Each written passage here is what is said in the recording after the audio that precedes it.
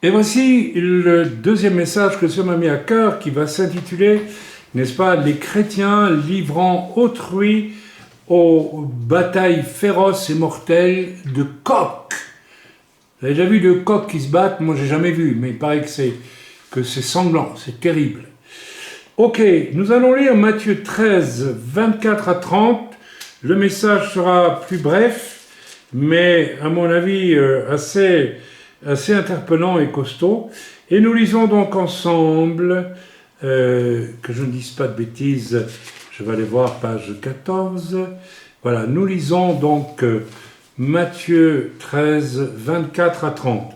Alors, j'y suis, Matthieu 13, 24 à 30. Il leur proposa une autre parabole et il dit « Le royaume des cieux est semblable à un homme qui a semé une bonne semence dans son champ. » On a guère difficulté de comprendre l'allusion, donc c'est Dieu qui sème, n'est-ce pas, la bonne parole dans le champ de l'humanité. Mais pendant que les gens dormaient, alors c'est intéressant ça aussi, alors, on devrait peut-être prêcher là-dessus, les vierges sages et les vierges folles. Alors pendant que les vierges folles dormaient, on pourrait parler de cela ici, eh bien son ennemi vint, sema de l'ivraie parmi le blé et s'en alla. Donc il y a un réquisitoire contre l'Église depuis 2000 ans là aussi, hein. Mais oui. Et il sema de l'ivraie parmi le blé. L'ivraie, je ne suis pas un grand connaisseur en céréales, mais il paraît que c'est en fait une mauvaise herbe, si je comprends bien, qui ressemble beaucoup à du blé, mais qui n'est pas du blé. Alors, ça nous lit déjà tout un discours sur beaucoup de choses aujourd'hui qui passent pour être du blé, en matière de ministère, en matière de christianisme, tout ce que vous voulez, et ce qui est réellement du blé et qui n'est pas de l'ivraie. Bon, on passe. Mais pendant que les gens dormaient, parce que ce n'est pas le sujet de ce soir, mais pendant que les gens dormaient, donc, n'est-ce pas, l'ennemi est venu semer de l'ivraie parmi le blé et s'en alla. C'est ce que nous avons aujourd'hui. Nous avons un archi-mélange de faux prophètes et de vrais prophètes. Il n'y en a pas beaucoup, mais il y a beaucoup de faux. Nous avons un mélange de faux apôtres et de vrais apôtres. Il n'y en a pas beaucoup, mais il y en a. Nous avons un mélange de faux pasteurs et de faux pasteurs, de vrais pasteurs et de faux pasteurs, etc., etc. Et de faux évangélistes et de vrais évangélistes, et de faux docteurs et de vrais docteurs. De la même façon. Alors, les serviteurs du maître de la maison vinrent lui dire « Seigneur, n'as-tu pas semé une bonne semence dans ton champ? D'où vient donc qu'il y a de l'ivraie ?» Il leur répondit « C'est un ennemi qui a fait cela. » Et les serviteurs lui dirent « Veux-tu que nous allions l'arracher ?» « Non, dit-il, de peur qu'en arrachant l'ivraie, vous ne déraciniez en même temps le blé. Laissez croître ensemble l'un et l'autre jusqu'à la moisson. Et à l'époque de la moisson, je dirai au moissonneur, arrachez d'abord l'ivraie et liez-la en gerbe pour la brûler, mais amassez le blé dans mon grenier. » Ici, mes amis, l'ordre de Dieu, parce que c'est Dieu qui parle ici, bien entendu, de sa moisson à lui, qui est, n'est-ce pas, devenue confuse quelque part, parce qu'il y a un mélange de vrai et de faux.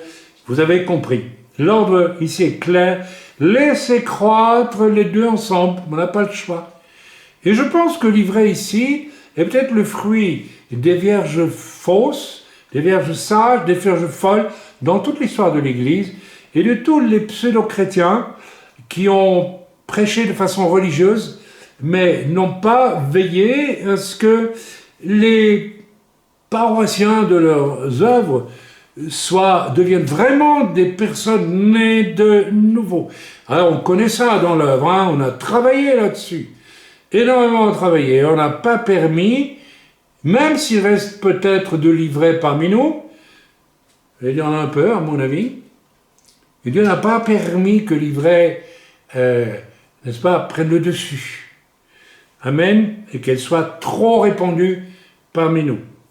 Je crois. J'espère que vous ne prendrez pas ça pour... Voilà, donc, l'ordre est clair, laissez croître l'ivraie avec le bon grain, n'est-ce pas? Et traduction, ben voilà, vous avez le voisinage des publicains et du pharisien, rappelez-vous, hein, dans l'Évangile, la prostituée et les hommes de la loi hypocrites qui l'accusent, tout ça, parce que la prostituée, elle va se convertir, on le sent bien. Quand Jésus lui dit « va et ne pêche plus », on comprend qu'elle ne va plus pécher et qu'elle va suivre Jésus. Ok, mais les autres qui l'accusent là, alors on voit où est le bon grain et l'ivraie. Vous voyez, c'est pas nécessairement ce qu'on croit. C'est parce qu'il y a l'apparence, parce que l'ivraie a l'apparence du bon grain, mais n'est pas le bon grain. Alors, les chrétiens, n'est-ce pas, que voilà, qui ne sont pas seulement de cœur et en vérité les disciples de Jésus. Ben, c'est de l'ivraie, c'est tout simplement. Ils ressemblent. Ils apprennent la langue, ils savent comment il faut prier, ils savent comment il faut... Ils connaissent les versets bibliques, oui, ils connaissent les versets bibliques, ils savent les réciter. À force, vous comprenez, c'est rentré, hein, voilà. Mais ils n'y sont pas. Ils sont de l'ivraie. Ils croient être du blé et ils sont de l'ivraie. Au temps de la fin, les anges feront le tri sur direction de Dieu. Donc, au temps de la fin, les anges mandaté par Dieu, qui lui connaît parfaitement chacune de nos vies, surtout si nous sommes dits chrétiens, messianiques, dites ce que vous voulez, protestants, évangéliques, calvinistes, catholiques, tout ce que vous voulez, absolument tout ce que vous voulez, témoins de Jéhovah, tout le monde, oui, Dieu connaît. Ah, dis donc, les témoins de Jéhovah, ah, c'est une secte. Bon, toi, tu es peut-être pire que.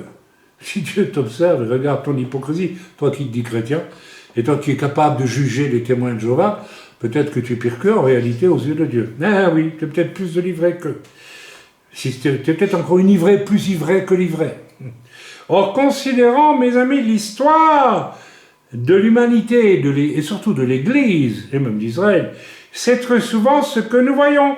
Des humains décident de juger l'autre, n'est-ce pas, sans aucune grâce dans le champ de la moisson.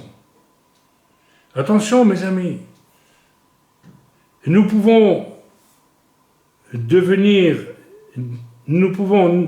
de l'ivraie et nous pouvons devenir du blé. Alors, avant de décider que quelqu'un est de l'ivraie, mais d'une façon, toi je t'arrache et puis c'est fini, mettre quelqu'un sur le banc de l'église, ce n'est pas le chasser de l'église. Nous ne l'avons jamais fait, nous ne le ferons jamais. Mettre sur le banc de l'église, c'est dire, tu es en train d'être de l'ivraie, il serait temps que tu réfléchisses parce que, comme l'a témoigné notre sœur Yvka il y a quelques instants, c'est un vœu que tu deviennes du bon grain. Attention. Attention. Nous pouvons, étant ivraie, devenir du bon grain. Donc, quel droit tu vas arracher quelqu'un et dire le condamner, décider qu'il est vraiment de l'ivraie. Inversement aussi, n'est-ce pas, du blé peut devenir de l'ivraie. Alors nous devons être extrêmement sages avant de juger. Et la Bible dit que l'homme spirituel juge de tout, c'est un fait, mais juger et condamner sont deux choses différentes. Or dans l'Église, vous n'imaginez pas le nombre de fois où on se juge, on s'est jugé partout. De toute l'histoire de l'Église, ce n'est que ça. Voilà. Juger spirituellement est une chose, condamner en est une autre. Je me place devant le Seigneur en vous parlant, je ne crois pas avoir un jour condamné quelqu'un. Mais je peux juger spirituellement. Si je fais erreur, dites-le moi tout de suite, je suis devant vous. Il y a une différence entre les deux. Condamner un autre comme de l'ivraie à arracher. Et on fait ça à tour de bras dans l'histoire de l'Église. Ton frère chute, toi tu ne comprends pas pourquoi il chute, mais c'est de l'ivraie. C'est fini. Je l'arrache. Il y a des églises comme ça. Il y a aussi des églises où on laisse l'ivraie grandir en toute liberté comme ça. Vous voyez, on a deux extrêmes là. Non, nous devons toujours, si quelqu'un chute, prier pour lui. De lui dire, avec amour et fermeté, voire sévérité parfois, mais lui laisser sa place. afin qu'il se repente et qu'il puisse changer, que d'ivraie puisse passer à bon grain. Voilà. On a ainsi, dans l'histoire de l'Église, excommunié, brûlé, massacré, comme cela, des milliers de gens, voire des millions de gens. Je ne vais quand même pas vous raconter l'histoire de l'Église. Il n'y a pas que les catholiques qui ont fait ça. Ah, tu n'es pas catholique, tu n'es pas du bon grain. Je t'envoie au bûcher. Ou je t'envoie à la torture de l'Inquisition. Vous voyez? En réalité, vous savez ce qui s'est passé?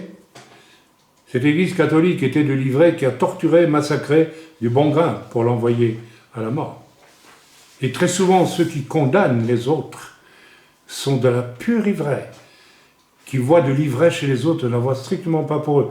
On retombe sur le « tu vois la paille dans l'œil de ton frère, tu ne vois pas la poutre qui est dans ton œil ». Et ce sont des faux chrétiens, non nés de nouveau, n'est-ce pas? Remplis des rhumatismes, de la rancœur, de la jalousie et de la haine, c'est-à-dire de l'ivraie qui tente d'arracher aux yeux d'autrui du bon blé qu'ils veulent qualifier d'ivraie. Quitte à emmener les gens devant un tribunal des hommes, ce que l'Écriture nous recommande de ne jamais faire. Comment un tribunal d'hommes pourra-t-il juger de choses spirituelles?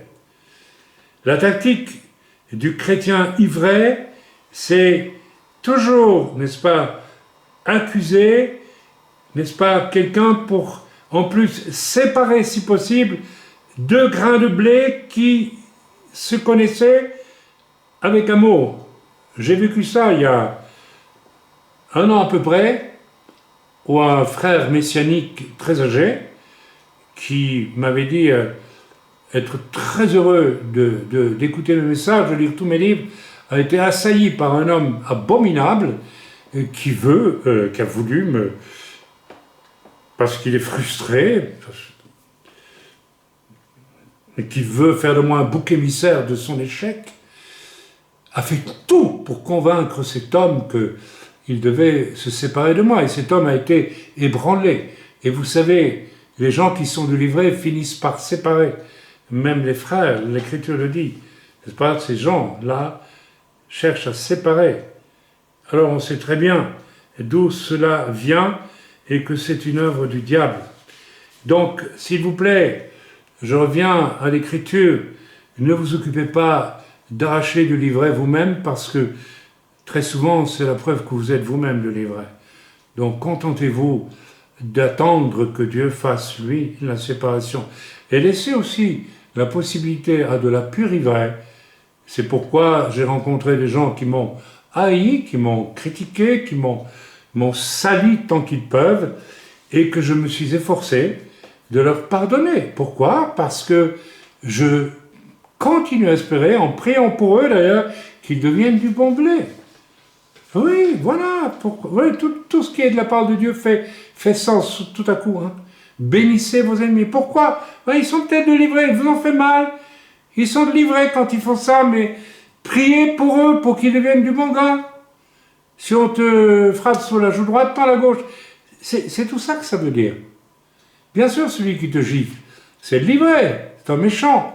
Mais si la Bible te dit tends la droite, ça veut dire prie pour lui, ça ne veut pas dire pour ça, n'est-ce pas, physiquement, tendre une joue pour qu'on vous frappe. Quoique, j'ai vu un jour une vidéo extraordinaire, un vieil homme dans un bus aux États-Unis avec un panneau Jésus sauve, prêchait l'évangile, et un jeune homme qui était à côté de lui, ou pas loin de lui, s'est levé et lui a dit j'en ai marre de ton blabla, et il a giflé le vieil homme.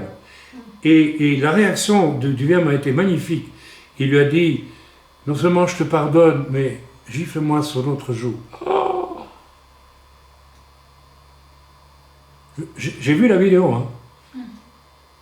Le jeune homme a été brisé. Il a vu de l'amour en lieu et place de la... Il aurait pu le gifler en retour, le vieil homme. Et il s'est mis à pleurer, ce jeune. Et alors l'autre est revenu vers lui avec un sourire et lui a parlé de Jésus. la suite, vous pouvez l'imaginer. Oui, mes amis. Alléluia. Nous allons continuer ce message. Il y a un sport abominable, c'est pas un sport, une occupation abominable, sinistre, qui se pratique. Moi, j'ai jamais connu ça, ni dans ma jeunesse à moi, ni dans ma famille. Nous n'avons jamais participé à ce genre de choses. Je sais qu'en France, ça se fait aussi. Aux États-Unis, c'est sous une autre forme. On parle des combats de coqs. Vous savez ce que c'est? Vous avez des personnes, moi je trouve ça abominable, qui vont amener 2 coqs et on va voir lequel va gagner. C'est exactement l'image de ce que certains font. Ils essayent, là où 2 frères ou 2 sœurs sont amis, d'en faire des ennemis. C'est terrifiant. Il y a des gens qui passent leur temps à ça. C'est tout à fait illégal, en Belgique en tout cas, mais ça se fait dans des enclos bien fermés. Vous savez, ça me fait penser au monde de la calomnie, où des gens se réunissent pour, dans des conciliabules bien fermés. Voilà, oui, un tel, ceci, et puis cela, on va en mettre une couche, et puis tu sais, et puis moi je dis, et waouh, combat de coq, on tue. Et ces 2 coqs vont se battre à mort. Dans cette affaire, il faut qu'il y ait un tué. Et quand les gens se rejoignent pour calomnier ensemble, c'est pour tuer quelqu'un. On imagine aisément l'état d'esprit de ces hommes. Je parle ici de ceux qui amènent des coqs pour le faire se battre. Pour moi, ce sont des dégénérés, je le dis comme je le pense, complets, pour pratiquer de telles horreurs. Parce qu'il y en a de 2 qui va mourir, un des 2 coqs. Ou alors il sera en morceaux, quoi. Vous imaginez la cruauté de cette chose? Ça fait penser à ce que seul le diable peut inspirer, n'est-ce pas? Et ça va aussi provoquer chez ces hommes une espèce de jouissance dans l'excitation. Vous vous rendez compte? Donc celui qui aime dire le mal, il trouve une jouissance. Waouh! Où est-on là?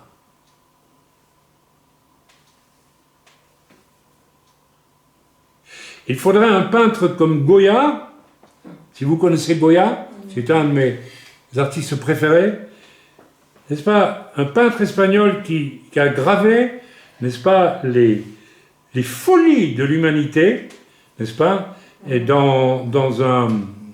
notamment il y a une de ces gravures qui est intitulée El sueño de la razón, ça veut dire le sommeil de la raison. Il a pendant la conquête française de l'Espagne, il y a eu des atrocités incroyables, une cruauté inimaginable à l'égard des soldats français, qui eux-mêmes n'étaient pas des anges non plus. Et Goya a vu à travers ça de quoi l'homme était capable. Et il a dit, voilà le songe, le sommeil de la raison. Et on dirait qu'il y a des hommes qui n'ont plus un atome de conscience. La raison est complètement endormie et ils s'adonnent à des choses, n'est-ce pas, tellement cruelles. Ainsi, n'est-ce pas, ces hommes qui sont des êtres dégénérés assouvissent au travers du combat et sans doute la mort des coqs et au travers de la calomnie et de la médisance et de la mort désirée de celui qui est calomnié, n'est-ce pas, ils assouvissent un instinct de mort, n'est-ce pas, fantasmés. Ce sont des êtres lâches, j'ai dit dégénérés, et je le répète, qui, n'est-ce pas, évacuent leur propre échec de vie le plus souvent, n'est-ce pas, sur un bouc émissaire. Vous savez, aux États-Unis, ils font ça avec des chiens. On met 2 chiens ensemble et on les fait se déchirer. C'est tout aussi monstrueux que des coqs. Question, mes amis, et je vais arrêter là avec ce message. À quel univers appartenons-nous? Nous avons eu une merveille à l'écoute du premier message qui nous a parlé de l'amour infini de notre Dieu. Au passage, regardez la beauté du ciel derrière moi, ce ciel bleu, magnifique. Moi, je ressens la présence et l'amour de Dieu encore à travers ce ciel bleu. C'est tellement beau. J'aime le bleu. J'aime le violet, ce sont mes couleurs préférées. Ainsi, la tactique de certains sombres individus est-elle, par la parole critique et mensongère, n'est-ce pas, de monter les uns contre les autres dans le corps, de semer le doute sur autrui et de séparer. Vous savez, quand vous êtes calomnié, j'ai constaté chez tous les gens calomniés, vous perdez toutes sortes d'amis. Parce qu'ils sont atteints par la calomnie, et c'est parti. C'est très peu ont le courage de prier. Je vais vous faire un aveu que j'ai le droit de faire. Chaque fois que j'ai entendu mal sur tes saints serviteurs de Dieu, j'ai choisi de ne pas l'écouter. Ou si j'avais l'occasion de le dire, je disais aux plaignants, aux personnes qui parlaient mal, va le dire en face à cette personne. Généralement, ça coupe court. Mes amis, je vais m'arrêter là avec ce message, parce qu'il est très bref, hein, mais selon l'Écriture, je ne vais pas vous renvoyer dans les proverbes qui en parlent beaucoup, ce que Dieu est, c'est la langue, etc., etc. Faute de repentance, la fin de ces gens-là sera, n'est-ce pas, aussi sinistre que le silence d'une sombre arène où les coqs se sont déchiquetés. Et vous pouvez imaginer le silence de mort dans cette arène fermée, cet enclos, où deux coqs se sont déchirés presque à mort. Qu'est-ce qui reste quand ce triste jeu est fini? Un silence de mort. Et ceux qui pratiquent ces choses, vous allez atterrir dans un lieu où règne un silence de mort. C'est la mort que vous choisissez, en essayant de donner la mort. Alors arrêtez d'arracher l'ivresse supposée, ou vraie même, chez autrui, et commencez à vous questionner sur votre propre ivresse, ou si vous êtes vraiment du blé. Mes amis, si vous êtes vraiment du blé, vous n'allez pas aimer quand on va vous raconter des choses. Mais si vous aimez entendre, c'est que vous ne valez pas mieux que les gens qui vous racontent ces choses. Vous êtes de l'ivraie, vous-même. Et vous êtes entraîné par Satan à essayer de détruire la relation de ceux qui sont du blé dans l'Église. Votre jugement et votre condamnation ne sera pas la mienne, mais celle du Seigneur. Il est grand temps de réécouter le premier message et de le goûter dans sa beauté et sa plénitude. Soyez bénis dans le nom de Yeshua. Seigneur, je veux bénir tous ceux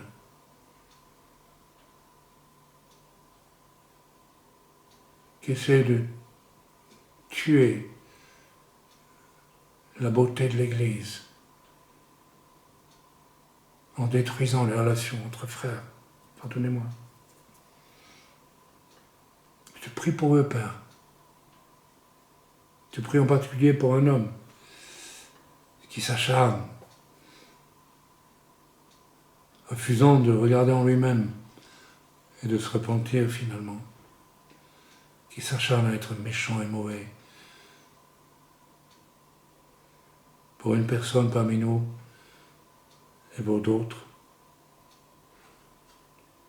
Je prie, Seigneur, que tu saisisses le cœur de cette personne et tu lui montres qu'il va vers une arène de mort où il sera seul.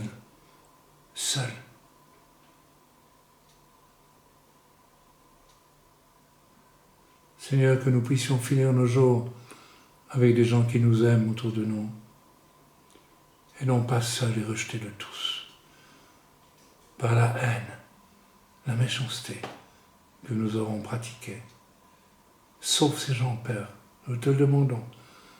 Nous pardonnons tous autant que nous sommes, qui avons été blessés, qui avons été cruellement blessés par autrui. Et nous te prions tous ensemble pour cela, afin que tu les sauves, Seigneur. Amen.